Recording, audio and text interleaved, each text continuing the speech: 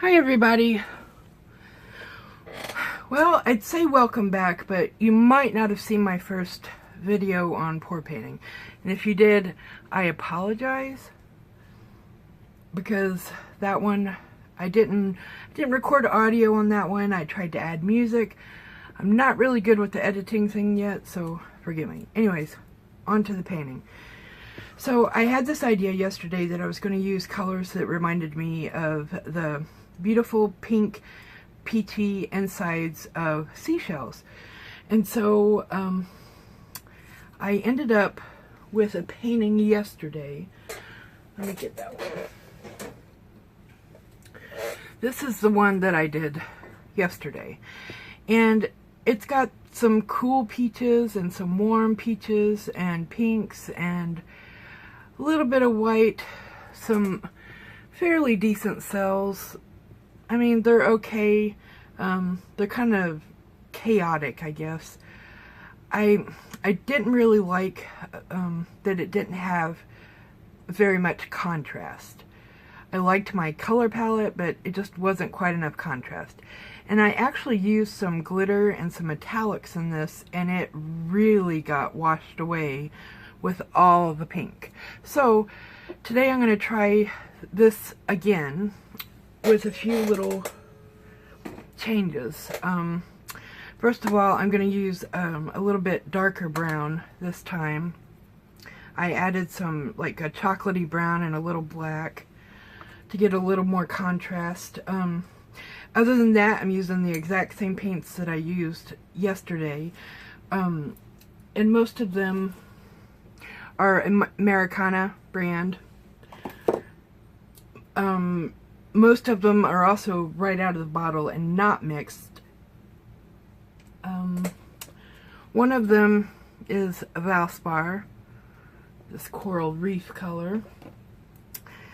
And what I did is I put a little paint and a little bit of medium, which yesterday I used this PVA, pH neutral for bookbinding. And then after I mixed that into the paint, I added a little bit of water, and I used bottled water because I think our tap water is pretty hard. After I mixed the water in and got it the thickness that I wanted, or the thinness, should I say, I then added a little bit of Floetrol. If you haven't seen it yet, this is what it looks like. This is latex based. And after that, I used this product, which is a hair product, and this has cyclomethicone and dimethicone in it. And I just really wasn't too pleased with that. So today, doing a little different, I'm going to add some of this lovely 3-in-1 silicone. So I'm going to do that now, and I'm just going to add just a few drops to each one. 1 or 2.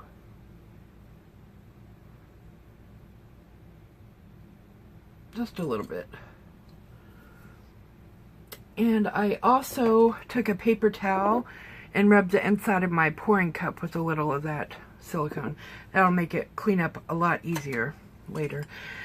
This is the spoon that I used to add the Floetrol. So, I mean, I just probably about half of the size spoon, and it's pretty small. So, let me start pouring this in. I'll try to get through this part kind of fast. I'm not going to plan this out. I'm going to kind of go by the seat of my pants. And see what happens. I'm just going to do a little 8x10 size today. Oh, another difference I did today is I made the paints much thinner this time. And I'm kind of hoping that that helps a little bit. It seemed pretty thick yesterday. This This one seems to be kind of thick today. And this is only going to be my 4th attempt ever at pour painting, so forgive me if my technique is not super polished. But you know, I'm trying.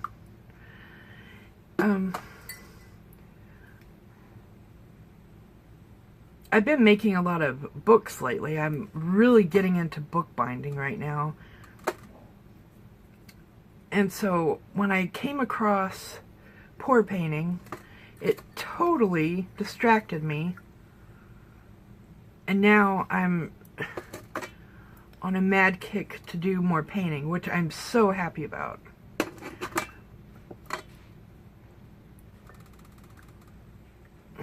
And I probably have plenty of paint now for my pour. So I'm going to set these aside for now. And until I get push pins, I'm going to be doing pouring my canvases just in a little cardboard box. And I glued this other cardboard box right on the bottom here. This seems to do pretty well. It's just a very cheap 8x10 canvas, and here we go. Let's see. I'm just going to pour it this time. Wow. Okay. I'm going to get my little... I made one of these to kind of try to keep it from floating all off the canvas before I get to look at it. Wow. It's doing all kinds of strange things today.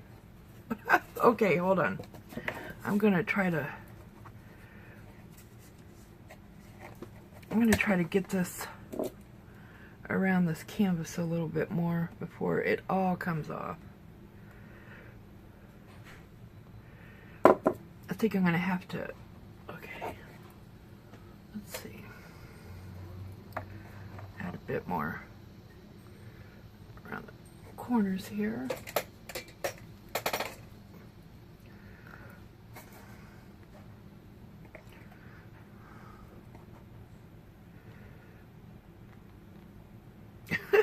This one was a shocker, because before, when I did it, the first two paintings I did not have Floetrol, and I was desperate to try it. So what I did is I'm going to use my fingers. I'm not afraid to use my fingers, so I am going to use my fingers. Anyways, I didn't have Floetrol, so my very first ones I used, let's see, paint and water, and I used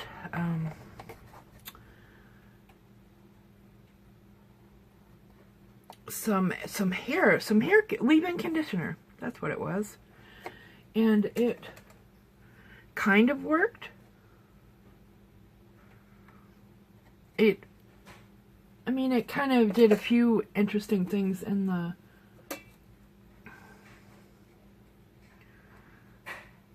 painting, you know, some different kind of textures, I think they wanted to be cells.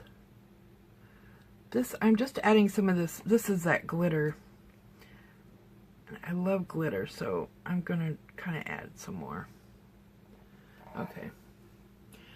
And I also want to add some more of the gold. So I had these leave-in conditioner in my paint, and you know, I thought I had a blast with it though, because I love I mean, talk about creativity. I mean, that's like the essence of creativity. You add things that you normally wouldn't add into paint, and you kind of see what it does. I have no plan for what I'm doing right now. I'm just kind of pouring. I just wanted some more of this metallic in there. And I think I want some more of this. I love this really deep, like it's I think the color is called watermelon. Really like it. It's like a deep coral color. Okay, so I don't think too many people just like randomly drop stuff in the middle of the cells that are already happening, but maybe in between, but I kind of like doing it. It's still, I mean, things are kind of changing even as and I'm not even touching it right now. And I don't have a torch yet, so all I have right now is my heat tool. So I'm gonna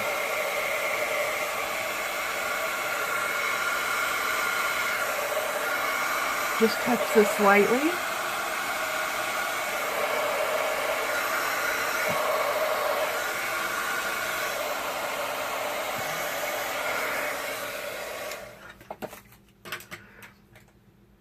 I didn't want to do it too much because I kind of like how it is so far. And you know, I don't even think I want to tilt it anymore. I'm really happy with it just like this for the most part, but knowing me, I need to do a little something to it. So, let's see.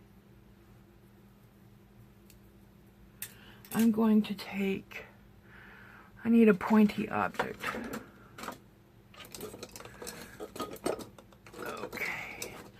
Usually I have needle tools all around me when I am bookbinding, but since I cleared my desk off to do painting, I don't have my little pointy tool. So just one second, let me go find one. See if I can, aha. A needle. Okay, so I think I need to mess with something just to see.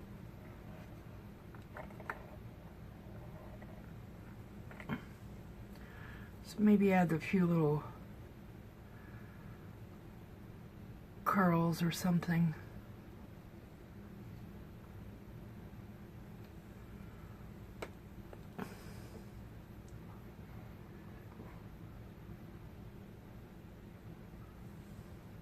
I also want to learn how to do some paper marbling.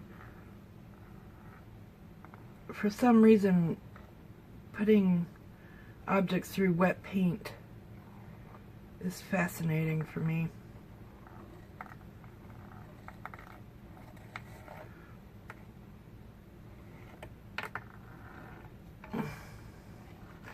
I'm just kind of lightly dragging this pen through. Just to add a little extra movement here and there.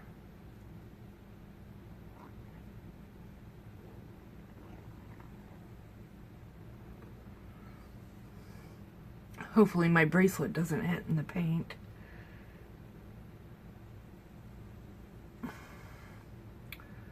Alright, well, this one kind of ended up being quick, very quick. Okay, I'm going to take the camera off now. So I'm going to try to be nice and steady so you don't get dizzy or anything. Okay, so I'm going to bring you down so you can see some of this. See if I can adjust this light so it's not glaring so much. Now some of these spots look green in my camera, but they're not green, they're actually kind of gold. Like this right here, this looks really green on camera, but it's glitter. Maybe if I bring you closer you could see. But trying to see if I have a favorite spot in this one. I don't know, wow, this one has so much more life than my other one. I'm gonna bring the other one so we could compare real quick. Okay, so this is the one that I did yesterday. And it's still drying. But see, it's got, wait, hold on just a second. It's got some interesting characteristics, but it's kind of an overall color. It just doesn't have a whole lot of contrast. Unless you get like really close, and you know, it's got some interesting bits. Okay, but then compare that to this one. You see, it just has a little more contrast, a little more interest. Oh, this is going to be so much fun. I'm not sure that the color palette pleases me as much as I thought it would. But maybe once it dries, because I think it's got a lot of potential. You know, if these spots turn out nice and metallic-y, I'm really going to love that. I'm also going to love it if the bits of glitter show up. Okay, anyways, well, I hope you could give me some feedback on this. If you have any suggestions for me, I might try some alcohol in my next one and see if that does something better. Maybe not using white. We'll see. But stay tuned. I plan on doing some really fun color combinations. It's one of my strong points, I think. But anyways, thanks for watching. Bye.